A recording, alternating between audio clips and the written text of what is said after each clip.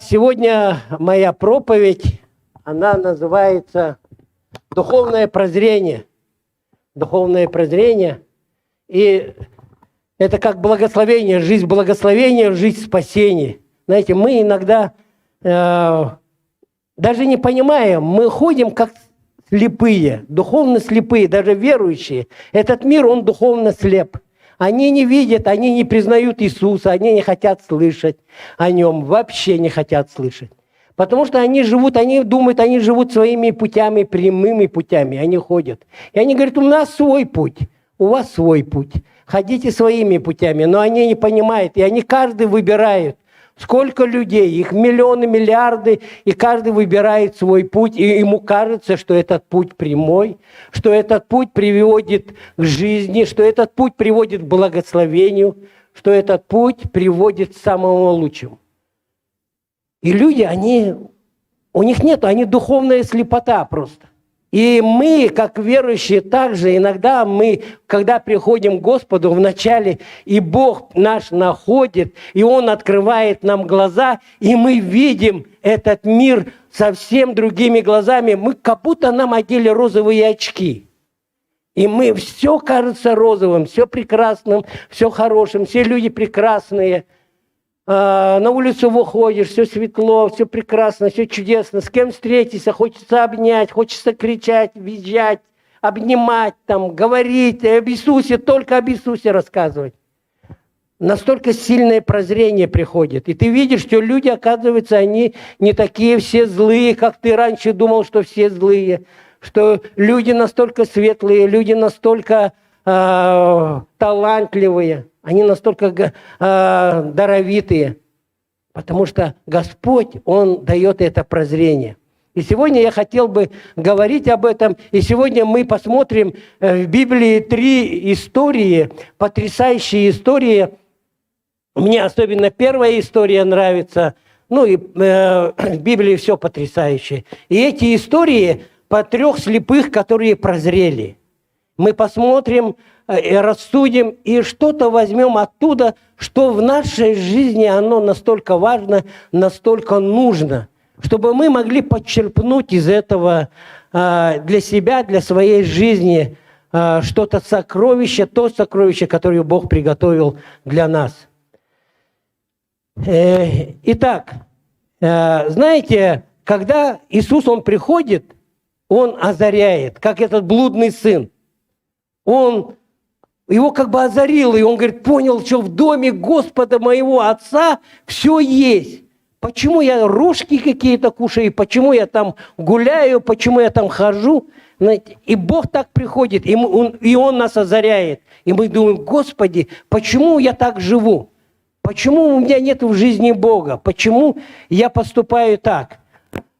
И Писание говорит, что Слово Божье – это истина, оно делает нас свободными. Слово Божье, оно разбивает всякие оковы нашего греха.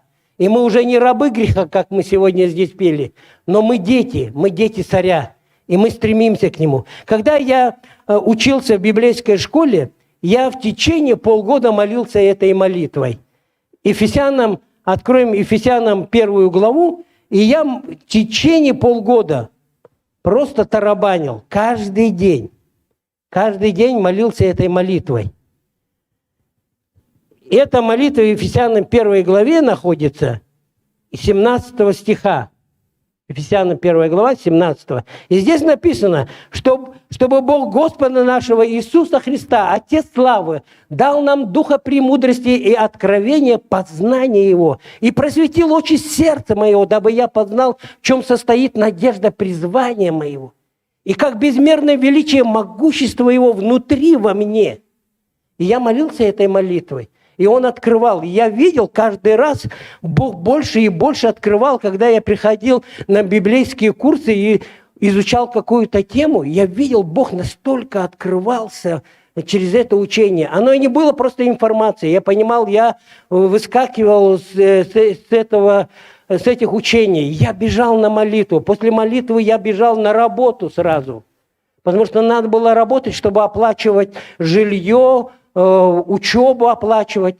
И после учебы, сколько оставалось времени, я спал, потом опять вставал, потому что мне надо было до библейской школы 1,5 часа ехать.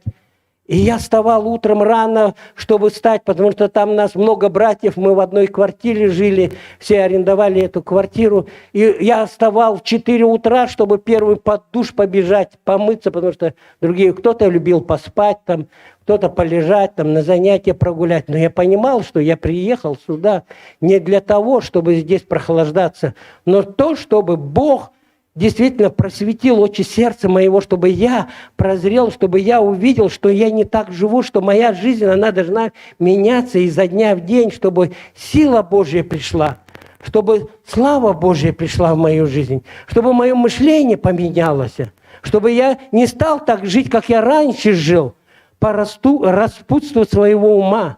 Потому что дьявол, он каждый раз работает, и он ослепляет умы. В Библии написано, он ослепил умы этого человечества, этих людей. Он накинул покрывало, он ослепил умы, и человек, он ничего не понимает, у него ослеплен, у него разум помутнен, и он занимается этими непотребствами, этим блудом, алкоголем, наркотиками, гневом, убивает людей, насилует людей. Потому что Бог не хочет, чтобы этого происходило. И я, понимая это, я говорил: Господи, я хочу здесь. И Бог мне давал сразу место Писания, и Он говорил: все Писание богодухновенно и полезно. Полезно. Все Писание богодухновенно и полезно. Полезно. Оно вкусное. Оно полезное. Намного лучше, чем колбаса. Намного вкуснее, чем шашлык. Оно полезно. Для чего оно полезно? Для научения. Прежде всего, чтобы учить тебя, ты научайся в этом. Потом для обличения, чтобы оно обличало тебя. Когда ты начинаешь учиться, если тебе человек приходит и ничего тебе не говорит, не научает тебя, не обнимает тебя, не говорит тебе добрых слов, а приходит и сразу начинает обличать, это очень ставит стенку. Ты просто не принимаешь. Но когда человек приходит и с мудростью это делает, он говорит тебе правильные слова. Он говорит слова те, которые написаны в Слове Божьем. Он тебе пророчествует. Он говорит твою жизнь. Он говорит слова, то, что говорит Бог, говорит твою жизнь. И тогда эти слова начинают исправлять тебя. Там написано для научения, для обличения, для исправления. И потом, чтобы наставить тебя в праведности, чтобы ты оделся в эти одежды праведности, и чтобы ты был приготовлен ко всякому доброму делу. И также Писание говорит: вникай в себя. Он говорит: соседа, в кого-то вникай. Ну вот, вникай в свою жену, вникай там вот в Василия, вникай. Нет, он так не говорит. Он говорит: вникай в себя, и в учении занимайся сим постоянно, ибо так поступая, себя спасешь. И потом вокруг себя слушающих. Люди тебя не будут слушать, если ты, прежде всего, они видят, как ты живешь, как ты поступаешь, что ты говоришь. Сколько лет уже проходит, мы по 20, по 30 лет в Боге, но никаких изменений нету. Тогда нам нужно подумать: а прозрели? Мы же прозрели, все равно мы же прозрели. И потом в дальнейшем пути вдруг мы видим наш фокус, он вдруг смещается чуть-чуть. И думаешь, ничего страшного, на 1 градус. Этот 1 градус, извините, вас уведет вообще в другую сторону. И вы не заметите, как вы станете что-то делать непотребное в этой жизни. Вы вернетесь опять на эту блевотину. Как в Библии написано, как пес тот, который возвращается на свою блевотину. Или как та свинья, отмой ее хоть как, она обратно залезет в грязь. Одень ее в самую лучшую жинцу. Хоть каким одеколоном ее там духами намажь, она все равно пойдет в грязь. Но мы не таковы, мы, взявшись за плуг, мы следуем за его. И сегодня я хотел бы, чтобы мы открыли местописание и начали с первое, с чего? С Иоанна первое. Иоанна 9 глава. Мне очень нравится эта потрясающая история, очень. Я ее просто читал, много раз читал, и она мне так нравится. Я просто вижу, что как этот слепой человек, он прозрел. Он прозрел не только физически, но он духовно прозрел. Мы сейчас увидим, и это потрясающе, как он прозревает на пути, идя, как он прозревает, и как эти религиозные вожди, лидеры, которые знали Библию от и до, они ее знали от корочки до корочки, но они были слепые. Они не видели, духовная слепота у них была. И мы это ясно, четко увидим в этом месте Писания. Почему это происходит? Знаете, почему происходит? Почему мы становимся, или мы есть таковыми духовные слепцы, или мы становимся, когда наш взор уходит, и потом через некоторое время мы становимся высокомерными такими, всезнающими, самоуверенными, знаете, такие самоуверенные есть люди, которые на себя только надеются. Они не надеются на Бога, они надеются только на самих себя. Итак, Иоанна 9 глава, с 1 по 3 вначале почитаем. «И, проходя, увидел человека». Вы видите, он увидел человека. Не человек вначале. Иисус, он нас нашел, слепых. Мы бродили своими путями, как заблудшие овцы. Но Он нас нашел, Он увидел нас, Он увидел, чем мы занимаемся, что мы делаем. Даже если вы не убивали, не крали, не пили, не курили, потому что есть такие люди, и они говорят, чего этого не делал, почему меня Бог в ад пошлет? И тогда ясно, четко ты объясняешь, потому что это греховная натура наша, ты в мыслях даже, что ты совершаешь. В тот раз очень хорошая проповедь Савва была, да, и здесь многие говорят, в мыслях можно человека убивать. Знаете, я много раз, когда общался с людьми, с верующими, и когда консультируешь, и одна...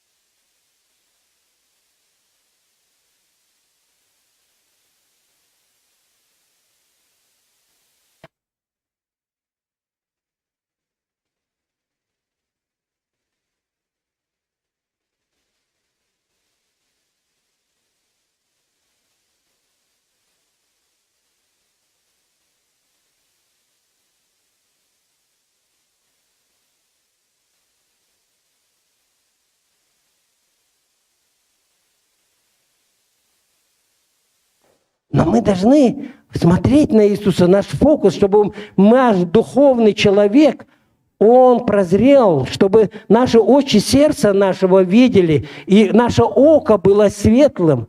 Написано об этом, светло должно быть око. Знаете, у нас троится иногда, не только двоится. Знаете, такая есть глазная болезнь, я не помню точно, триполи, как-то так называется, не буду называть это. А троица есть такая глазная, не только что двоица. Троица есть такая болезнь, знаете. И мы должны это все выровнять, как сердце, очи сердца нашего, так и очи наших глаз мы также должны выровнять. Чтобы это все было выровнено, чтобы Бог, Он делал это. И здесь читаем дальше. Иисус увидел его первым, и Он нас также первых нас нашел. Читаем 6-7 стих. Сказав это, он плюнул на землю, сделал брение из плюновения и помазал брением глаза слепому. Вот это да. Представляете, я бы вас позвал и сказал, сейчас, у меня зрение плохо, сейчас я плюну вот на это. И глаза вам помажу. И сказал ему, пойди умойся в купальню Силаам. Что значит посланный? Он пошел и умылся, и пришел зрячим. Смотрите, как потрясающе. Иисус делает... Знаете, в Израиле так было, когда они слепые, они их всегда за стан выводили. Они или сидели там милостину, они просили. Если они были все грешники, слепые, они все были также грешниками. В Израиле этих людей, когда они проходили, эти слепые сидели, они мимо проходили, они плювали в них. Каждый, проходя, как бы ты оплеванный, ты проклятый человек, потому что твои родители проклятые. Вы греховные люди. И в Израиле так было, они плювали на них, когда они сидели. Они оплевывали их. И Иисус тут же приходит и берет эту землю, и также слюней плюет в эту слюню, делает эту кашку-малашку и накладывает им на глаза. Он как бы говорит, вот что тебя унижало, то, что тебя унижало, то, что тебя стыдило, то, что тебя опускало, то, что тебя втаптывало в эту землю, вот эта цена, вот эта масса этой цены, вот на глаза, чтобы ты исцелился. Знаете, мы иногда бываем такие, мы тоже бываем обиженные очень. Ходим в церкви, я не хочу даже руки подать, там, я не хочу даже разговаривать, да я не хочу даже видеть этого человека. Ну, значит, у тебя со зрением что-то, духовным, твое сердце. Значит, твоим сердцем что-то. Значит, нужно поработать с этим. Значит, фокус у тебя, он уже отошел на 1 градус. Не дай Бог на 2, на 3. Ты вообще уйдешь. Если у тебя уйдет на 10 градусов, ты станешь отступником через некоторое время. Быстро это происходит. Это происходит медленно. Дьявол, он хитрый. Он ослепляет умы, он дает потихонечку тебе, так незаметненько. Раз, 1 раз не почитал, 2 раза не почитал. По благодати буду жить. Сказали же жить по благодати. Ничего не будет, радуюсь. Да. Но мы должны, Бог свою часть делает по благодати. И это потрясающая проповедь, мне очень, она понравилась, я впитывал, прямо сидел. Но у нас должно быть, и мы не должны понимать, внимательно слушайте еще раз, прослушайте эту проповедь. Это не дает тебе повода. Сава об этом не говорил. Что ты должен лежать на диване. Как ко мне кто-то обратился. Нет, ты что, Боже упаси, ты не должен на диване. Он об этом вообще не говорит. Внимательно нужно слушать. Вот. И когда вот мы убираем этот фокус, все, и мы начинаем, у нас появляется обида. Вот он меня унизили, я туда не пойду, меня там унизили, меня там опустили. Со мной это сделали, и то, про меня про это и то говорили. Но Писание говорит о том, чтобы мы выправлялись, потому что Писание говорит, если пребудете в Слове Моем, да, то вы истинно Мои ученики, и познаете эту истину, и эта истина сделает нас свободными. Только эта истина сделает нас свободными. Вот он берет эту мазь и прикладывает к нему, и он сразу же прозревает. И мы дальше можем посмотреть эту историю. Смотрите, Писание говорит, меня очень потрясает, когда мы настолько должны вырасти духовно, и у нас должна быть настолько, мы зрячими должны быть. Духовно зрячими. Смотрите, просто так мы, когда начинаем расти, и вдруг Писание говорит, любите врагов ваших. Я вообще понять не могу. Что-то не то. Любите врагов ваших. Благословляйте проклинающих вас. Как? Благотворите злословящих вас. Благотворите. Подарки дарите, кто вас злословит. Как подарки дарить? Представляете, у нас какой высокий уровень у Иисуса. Настолько мы должны вырасти. У нас должно быть, мы должны духовно смотреть на Писание, на Его истину и жить так. Если Писание говорит «прощайте», значит, мы должны прощать взаимно друг другу, как Иисус простил нам. Если Он мне простил, какое я имею право не прощать брата и сестру? Я никакого права не имею. Он меня простил, мои все грехи страшные, мысли мои, не только мои действия, мои мысли. Он очистил меня, и Он продолжает это делать. И какое я право? Он говорит, как Христос простил, так и вы прощаете друг друга взаимно. И написано также, если вы не простите, то и Отец вам не простит. Только это уже настолько тебя вот взбадривает. Если даже мы не простим, то Отец нам не простит. Насколько это высокий уровень. Дальше пойдем. Смотрите, барометр настолько высок здесь. Дальше читаем. Тут соседи, видевшие прежде, 8 стих, что он был слеп, говорили, не тот ли, который сидел и простил милостыню? Иные говорили, это он, а иные похож на него. Он же говорил, это я. Тогда спрашивали у него, как открылись у тебя глаза? Смотрите, он начинает расти духовно, он духовно прозревать начинает потихонечку. Смотрите, он сказал в ответ, человек, называемый Иисус. Он просто его вначале человеком назвал.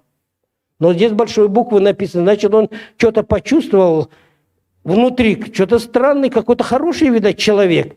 И Иоанн пишет с большой буквы это. Называемый Иисус сделал брение, помазал глаза мои и сказал мне, пойди на купальню в Силаам и умойся. Я пошел и умылся и прозрел. Тогда сказали ему, где он? Он отвечал, не знаю. Повели его, бывшего слепца, к фарисеям. Сразу кому они повели? Сразу провели к экспертам. У нас в церкви тоже бывают эксперты. Сразу ведут туда. Вот он эксперт.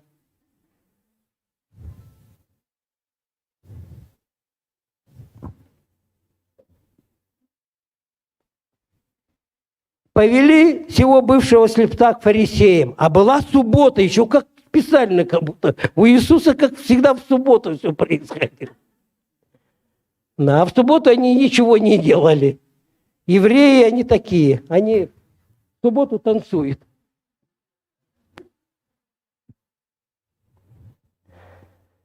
А была суббота, когда Иисус сделал брение, тогда никакую закваску даже в субботу нельзя было делать, никакое брение, а он брение сделал из этого. Нельзя было делать никакое брение, никакую закваску нельзя было нести. Это же шаббат. А была суббота, когда Иисус сделал брение и отверз ему очи. Спросили его также и фарисеи, как он прозрел?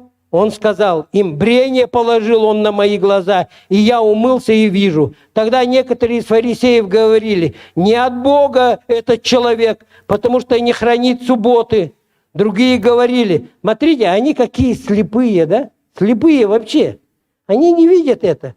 Может ли человек... Знаете, почему я вам скажу слепые? Потому что они знали Писание, а вы знаете, еще в Писаниях в Ветхом Завете все пророки говорили, что придет Мессия, и очень много мест Писания, мы сейчас не будем, у нас нет времени, но вы можете посмотреть, забить где-то в интернете и посмотреть, где очень много места Писания, где написано, когда придет Мессия, глаза откроются у многих, многие прозреют.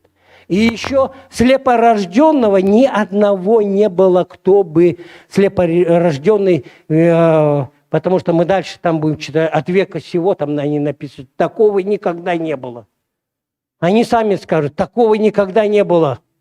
И они уже должны были понять, эти фарисеи, которые они были зрячими, которые видели и водили народ, они должны были уже сразу же, это же о нем сказано в Ветхом Завете. Настолько много пророков говорили, что глаза слепых будут видеть. И там много-много мест Писаний, в Иеремия, Иезекииля, в Исаии особенно много. Читаем дальше. Тогда некоторые из фарисеев говорили, не от Бога этот человек, потому что не хранит субботу. Другие говорили, как может человек грешный творить такие чудеса? И была между ними распри. И опять говорят слепому, опять к нему идут и идут. Эксперты такие. Они все время. Эксперты, они критиканы. Вот, они начинают, они идут и идут, и вопрос за вопросом, чтобы кого-то покритиковать. Информацию собирают, чтобы кого-то покритиковать. Вот. Опять говорят слепому, ты что скажешь о нем? Ну-ка ты, скажи о нем что-нибудь. Почему он отверз тебе очи? Он сказал, Смотрите, как он духовно растет. Он вначале сказал, это человек. И здесь он уже говорит, он сказал, это пророк. Уже пророк. У него глаза еще больше открылись. И мы дальше будем видеть в этой истории. Тогда иудеи не поверили, что он был слеп и прозрел. Доколе они призвали родителей. Тогда они начали родители пойти. Дальше копают. И дальше, давайте идите сюда, родители, и спросили их, это ли сын ваш, о котором вы говорите, что родился слепым? Как же он теперь видит? Родители его сказали им в ответ, мы знаем, что это сын наш, и что он родился слепым. А как теперь видит? Не знаем. Или кто отверз ему очи, мы не знаем. Сам он в совершенных летах. Самого спросите, пусть о себе скажет. Тогда отвечали родители его, потому что боялись иудеев. Так отвечали родители его, потому что боялись иудеев. Почему они боялись иудеев? Потому что они были законниками. Не по благодати жить они не хотели. Они были законниками. Когда есть закон, когда туда не ходи, это не бери, это не делай, все бьют по рукам. Приятно разве? Нет, неприятно. И потому что родители боялись уже, потому что они видели. Так же во многих церквях, когда есть закон, туда не ходи, свои уставы. Не библейские, а свои уставы. Это не делать, то не делать. Там не общаться, с тем не обниматься, тому руки не подавать, с ним не разговаривать. И потому что христиане становятся бояться. Страх перед людьми – это большой грех. Мы не должны бояться друг друга. Мы должны любить друг друга. Мы должны открываться. Но не всем, конечно. Знать как. Общаться открыто, искренне. Так отвечали родители его, потому что боялись иудеев. Ибо иудеи сговорились уже, чтобы кто признает его за Христа, того отлучить от синагоги. Да, от церкви отлучить. Иди сюда, на совет, дорогой. Поговорим с тобой по-дружески. Посему-то родители его и сказали, он в совершенных летах, самого спросите. Ну, вот так, стрелки мы переводим, да, очень часто. Любим стрелочки переводить. Да, спросите там у Саввы, что он там. Не знаю я ничего. Моя хата с краю. Да. Итак, вторично призвали, опять призвали человека, который был слеп, и сказали ему, воздай славу Богу, мы знаем, что человек тот грешник.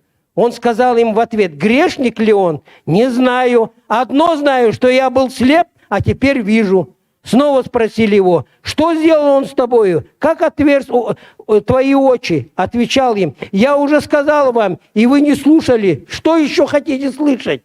Или вы хотите сделаться его учениками? Фарисеи. А он конкретно, посмотрите, какой этот слепой человек, когда он прозрел физически, он духовно настолько прозревает, да? Мудро отвечает. Так же и в жизни каждого из вас вы были немощные. У вас не было ни вида, ни величия, но когда вы поднял, Бог вас поднял, и когда вы начинаете общаться с людьми, люди видят силу и власть, мудрость и любовь в вашем сердце, и истину. Они видят, когда они общаются с вами. И поэтому их притягивает к вам.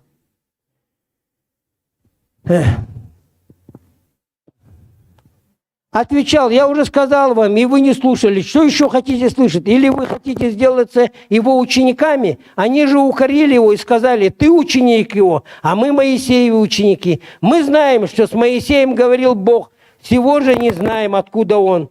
Человек, прозревший, сказал им в ответ, это удивительно, что вы не знаете, откуда он. И он отверз мне очи. Он их уже настолько обличает. Прямо говорит, вы зрячие слепцы. Вы зрячие слепцы. Вы даже не знаете, кто он. Вы же Писание все знаете. Вы знаете, что должен прийти Мессия, и глаза будут открываться. Даже век в этот слепорожденный, да, который родился слепым, и он прозрел. Но мы знаем, что грешников Бог не слушает, но кто чтит Бога и творит волю Его, того слушает. От века не слыхано, чтобы кто отверз очи слепорожденному. Видите, слышите? Вот.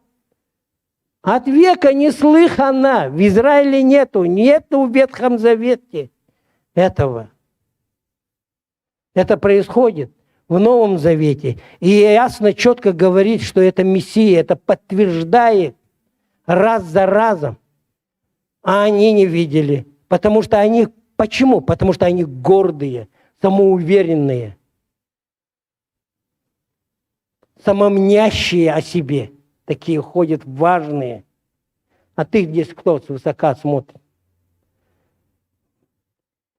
Если бы он не был от Бога, не мог бы творить ничего. Сказали ему в ответ: но во грехах ты весь родился, ты ли нас учишь? И выгнали его вон.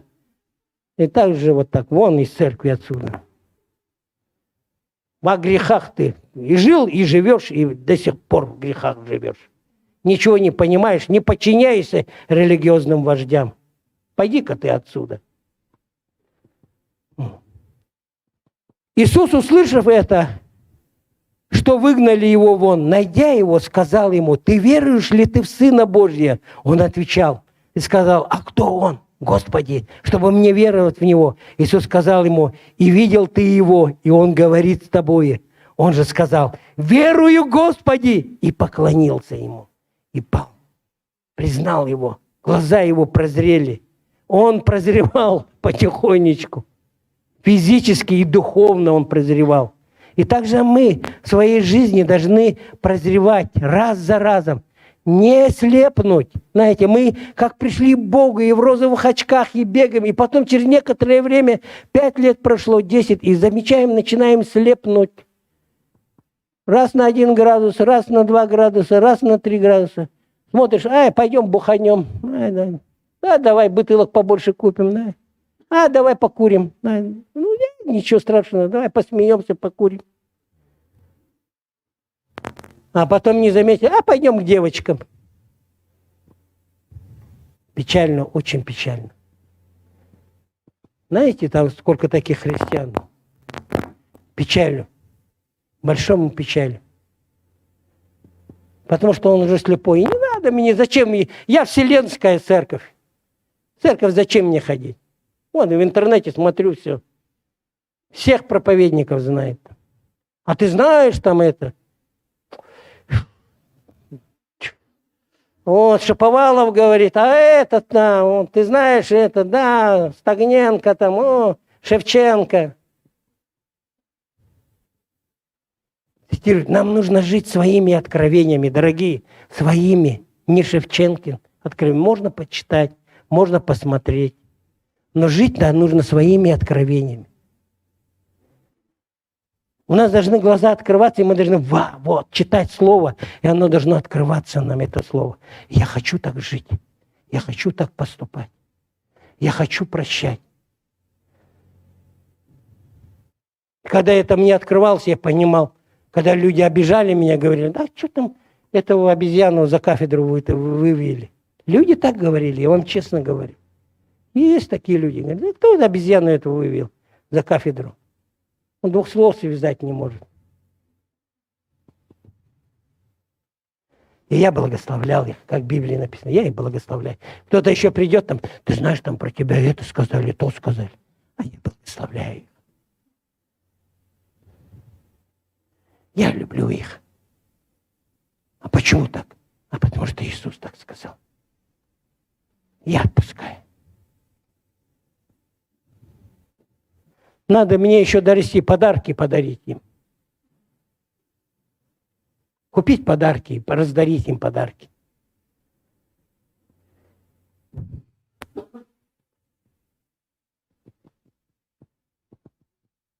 – 39 по 41. «И сказал Иисус: на суд пришел я в мир сей, чтобы невидящие видели, а видящие стали слепы. Услышав это, некоторые из фарисеев, бывших с ним, сказали ему: неужели и мы слепы? Иисус сказал им: если бы вы были слепы, то не имели бы на себе греха. Но как вы говорите, что вы видите, то грех остается на вас. Вот так мы становимся такими христианчиками. Я все знаю, да зачем ты мне об этом проповедуешь? Опять о кресте, опять о прощении, опять я уже столько лет хожу, все это слышу. Знаете, как один раз меня один служитель обличил. И когда учился в библейских курсах, и приехал один проповедник, очень известный, не буду говорить его имя, он проповедовал очень просто. О милости, о прощении говорил очень просто. И я помню, этот служитель повернулся так, я нам на втором ряду сидел, мы студенты всегда сидели на втором ряду, где служители сидели. И он повернулся мне и говорит: Олег, ну что, как проповедь? Я говорю: такая, простая такая. И он мне сказал: Олег, а ты сколько процентов из этой проповеди живешь? Знаете, я вышел, я в метро, я плакал, шел. Потому что я просто подумал, я даже 5% не живу.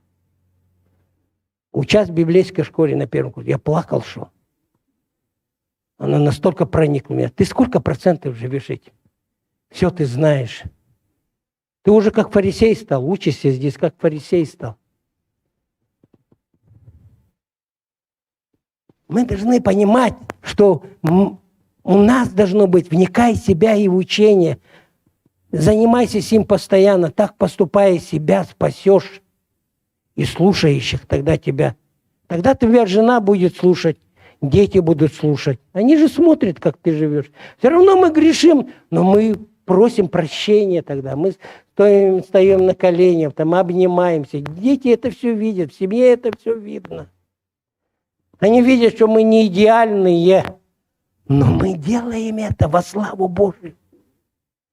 Мы делаем это во славу Божью. И мы стремимся, чтобы нам не ослепнуть, чтобы нам никто так не сказал: Иисус, ты фарисей, ты видишь, но ты слеп. Не туда ты смотришь, ты самоуверенный, гордый, заносчивый, самомнящий о себе человечек. Купи глазную мазь, как написано в Откровениях. Иди купи глазную мазь у меня, помажь глаза свои, чтобы тебе видеть. Иди купи себе эту одежду белую, чтобы одеть эту праведную одежду, чтобы тебе измениться, а не жить старой своей жизнью. И обратно не возвращаться на это болото, на эту блевотину.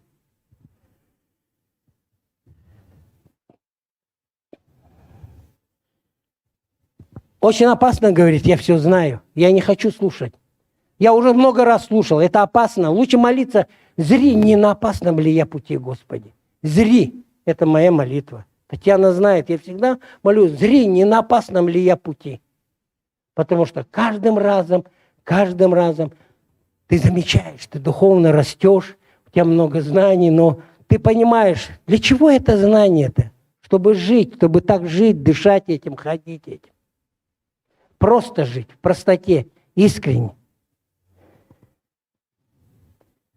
Давайте мы посмотрим вторую историю. У нас там сколько времени уже? 12:40. 20 минут мне на две истории. Давайте мы посмотрим вторую историю Вартимея. Но Господь все усмотрит. Вартимея, история Вартимея. Откроем Марка. Марка, 10 главу. Очень потрясающая также история. Марка, 10 глава. И там прочитаем с 46 по 52 стих. Приходят в Иерихон, и когда выходил он из Иерихона с учениками своими и множеством народа, Вартимей, сын Тимеев, слепой, сидел у дороги, прося милостыню. Услышав, что Иисус Назарей, услышав, что это Иисус Назарей, он начал кричать и говорить: «Иисус, сын Давидов, помилуй меня!» Он кричал там, сидел. Почему он сидел, кричал? Знаете, для того, чтобы получить духовное прозрение, нам нужен Христос. У нас должна быть нужда. Мы должны ясно, четко понимать, нам Христос нужен вчера, сегодня, вовеки. Каждый день, каждый Божий день нам Христос нужен. Куда бы мы пошли? Пошли ли мы учиться? Пошли ли мы работать? Пошли мы ли на общение? Пошли ли мы за кого-то молиться? Пошли ли мы в магазин? Нам везде нужен Христос. Мы всегда должны говорить: Иисус, сын Назарея, Иисус, сын Давидов, помилуй меня, помилуй меня. Не на опасном ли я пути? Правильно ли я говорю? Правильно ли я поступаю? Но радости это делать. Не забывать, что мы в благодати. Это хорошая проповедь Савина. Но мы не забывать, что мы в благодати живем. Что мы под этим зонтиком. Бог нам дает благодать. Не своими силами, а Его. Силою возлюбившего мы побеждаем все. Силою возлюбившего мы все побеждаем. Только Его силою. Своей силой мы не сможем. Мы сможем пару раз, 3 раза, 4 раза, 5, 10. Но на 100-м мы сломаемся. Но когда это будет, когда мы будем понимать, что нам нужен Христос, нам нужен Христос. Вартимей, узнав об этом, что он проходит, и это может его единственный шанс, потому что Иисус, он уже шел на Голгофу практически. И он понимал, это единственный его шанс. У нас в жизни также должно быть. Это единственный шанс, когда я должен извиниться. Я должен измениться, но с Божьей помощью, по Его благодати. Он мне поможет. Потому что благодать на благодать поможет. Божья. Я своей силой не смогу. Уповая на Него. Я нуждаюсь во Христе каждый день, чтобы быть под Его зонтиком. Чтобы погода в доме была, да? Прекрасная. Мы должны под благодатью жить. Под Божьим. И он кричал. А его заставляли молчать. Молчи, Иисус занят там и тому подобное. Мы иногда так и делаем. И эти религиозные вожди также, когда они услышали особенно этот титул «Иисус, сын Давидов», они понимали, что Иисус, сын Давидов, от семени Давидова этот Мессия должен прийти. И им неприятно это было слушать. И они также кричали, чтобы он замолчал. Там и не только ученики. Все кричали. Знаете, толпа, она всегда кричит: не говори про Иисуса мне ничего, не надо. Толпа, она кричит: иди туда, делай это. Толпа, она кричит: беги туда. Мы будем слышать толпу или будем слышать нашего Иисуса? Мы должны слышать нашего Иисуса, а не толпу, что толпа кричит. Толпа сегодня будет осанно кричать, а завтра скажет: распни. Сегодня они скажут: ты молодец, Олег, а завтра они скажут: да ты. И будут пинать еще. Аллилуйя.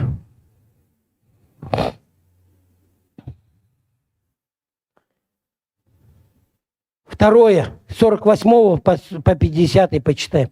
Многие заставляли его молчать, но он еще более стал кричать: «Сын Давидов, помилуй меня! Сын Давидов, помилуй меня! Сын Давидов, помилуй меня!» Иисус остановился и велел его позвать. Зовут слепого и говорят ему: «Не бойся, вставай, зовет тебя». Он сбросил с себя верхнюю одежду, встал и пришел к Иисусу. Вот первое – это нуждаться во Христе. Второе – стремиться ко Христу. Стремиться ко Христу.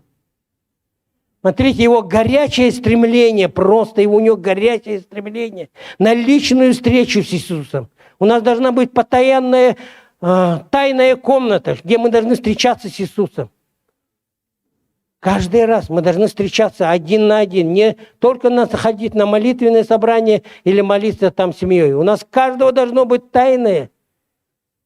Тайное должно быть комната.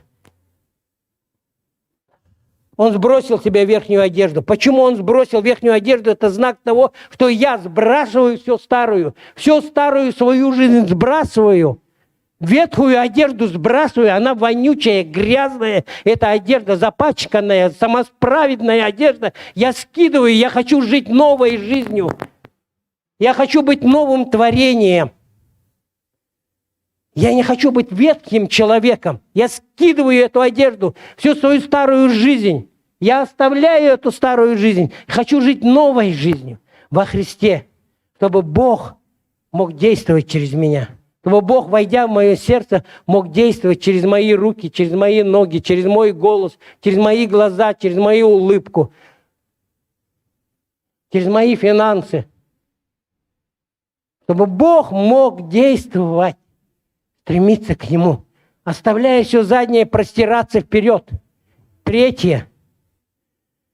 Будем ускоряться. Доверять Христу. Это читаем с 51 по 52.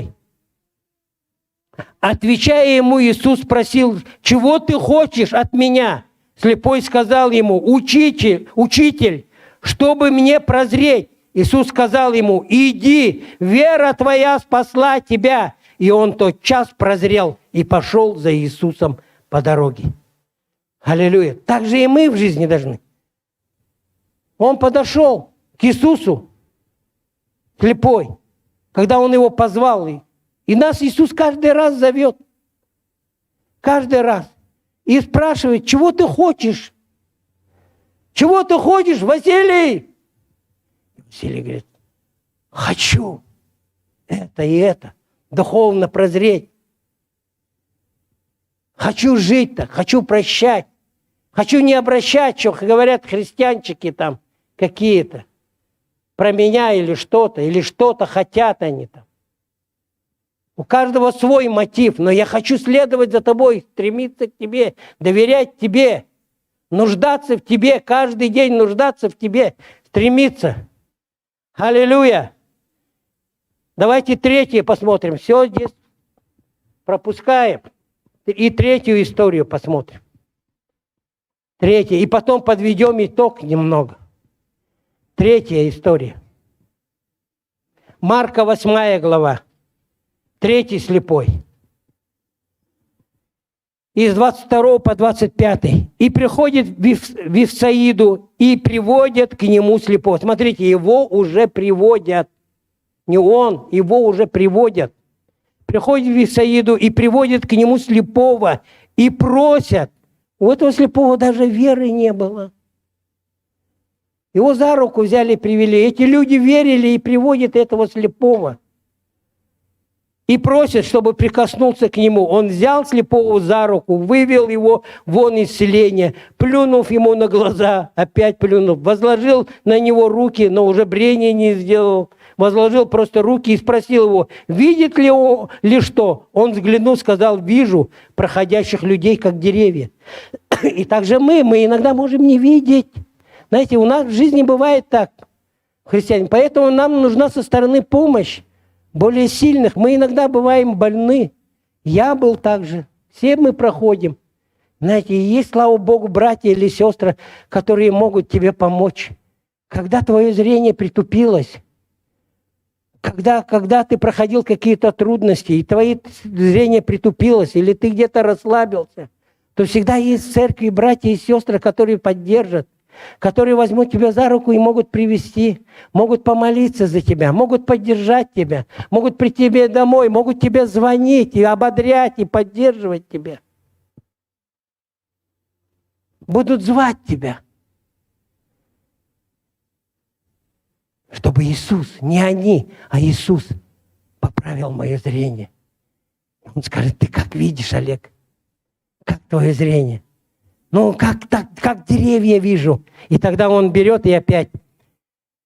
Потом опять возложил, 25 стих, а потом опять возложил руки на глаза ему и велел ему взглянуть. И он исцелился и стал видеть ясно, четко. Аллилуйя! Слава Богу! И что мы можем взять научиться из этих трех случаев? В первом, что мы ясно, четко понимаем, что Иисус нашел нас и дал нам прозрение. Мы прозрели, Он нашел нас, не мы Его.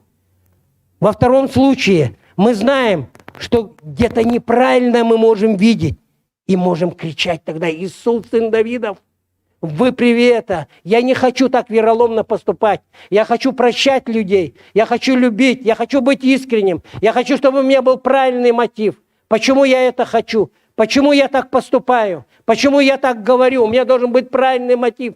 Помоги мне, Иисус, Сын Давидов. Помоги мне, исправь мое зрение. Почему не на правильном ли пути? Господи, зри не на неправильном ли пути. И третье, это когда нужна помощь. Кто-то, чтобы походатайствовал за меня. Кто-то, чтобы мог помолиться за меня. Кто-то, чтобы мог поддержать меня. Чтобы я мог видеть хорошо. Чтобы мы могли видеть. Чтобы мы могли жить так. Своей христианской жизнью. Чтобы мы не были слепцами, религиозными вождями. Просто знать Писание. Просто знать и тыкать этим Писанием. Можно, просто тыкая этим Писанием, человека еще больше оттолкнуть. Нужно чувствовать, поступать по духу. Поступать по благодати Божьей, как Бог тебе будет говорить.